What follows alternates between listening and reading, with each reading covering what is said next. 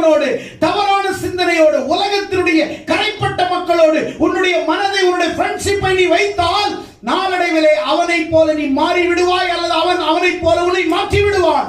ஆனால் நீ தேவனோடு, சபையோடு, சத்தியத்தோடு, வேதத்தோடு, வசனத்தோடு, பரிசுத்தாவின் உதவியோடு, தேவனுடைய அனுக்கிரகத்தை நாடினால் காலப்போக்கிலே நீனும் தேவனைப் போல தேவனுடைய சுபாவம் உன்னிலே வளர்ந்து, தேவ கிருபை உன்னிலே வளர்ந்து, ஆண்டவருக்காக தேவனுக்காக வாழக்கூடிய ஒரு வாழ்க்கை நடைமுறை உன்னுடைய வாழ்க்கையிலே, அப்படிப்பட்ட ஜீவியத்தை உன்னுடைய வாழ்க்கையிலே அது உள்ளே வரும். That is Christianity. அதுதான் கிறிஸ்தவம். அதுதான் கிறிஸ்தவம். மறுபடியும் பழைய ஜீவியம், மறுபடியும் பழைய நண்பன், மறுபடியும் பழைய பாவம், மறுபடியும் பழைய சுபாவம், மறுபடியும் விட்டுட்டு வந்த பாவம். ஆனா ஞாயிற்றுக்கிழமை ஒரு நாள் வந்து கடமைக்காக சத்தியத்தை கேட்கிறது தேவன்.